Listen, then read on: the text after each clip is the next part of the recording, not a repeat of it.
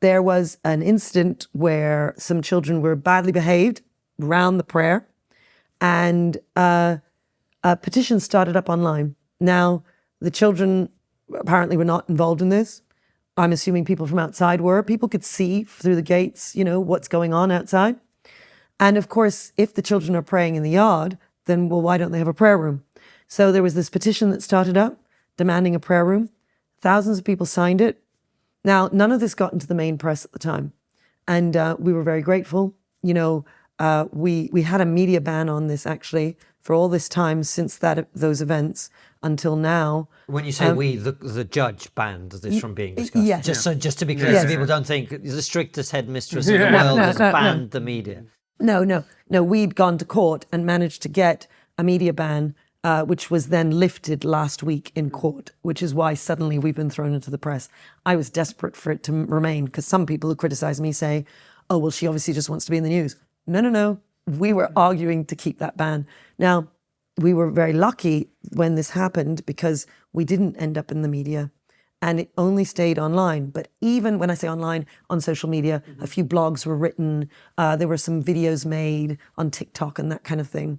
Now, because of this petition and because of the furore that happened online, we then started getting death threats and all kinds of abuse. One of my teachers, black teacher, got horribly racially abused, being called the N-word, the C-word, compared to a monkey, all kinds of horrible, horrible things. And I'm talking 15 to 20, comments. It's not just one thing.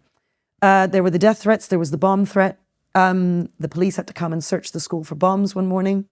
Both that teacher of mine and me, we had to take lifts into school and so on because we were frightened to travel. Mm-hmm.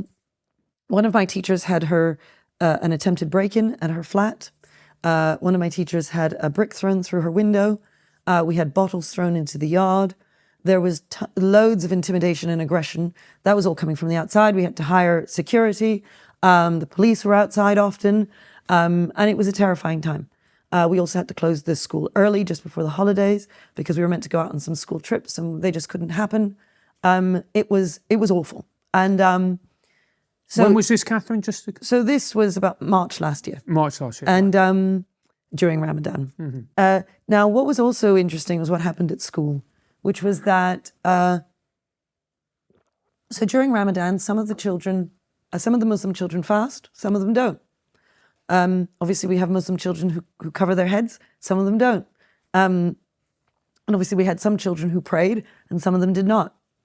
But what happened was that the culture changed over the days that this was happening.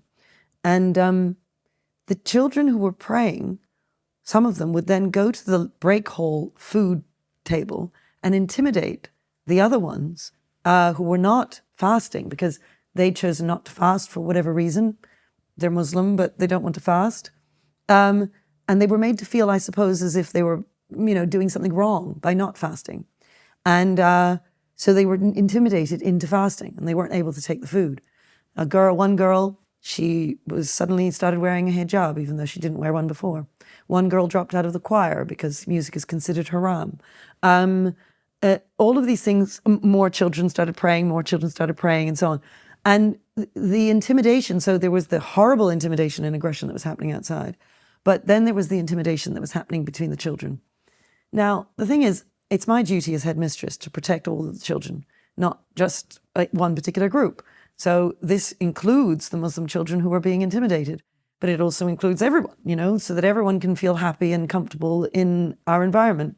So the governors took the decision to ban prayer because obviously of what had happened and we were in danger. I mean, our lives were literally in danger.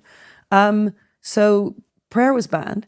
And it was fascinating because as soon as that happened and prayer stopped, everything just went back to normal. The children were happy again.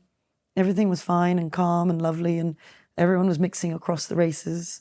It was just, that incident, that time, totally transformed the school into something that wasn't very nice. And so, we're fighting for, the right to be able to run the school as we see fit, really.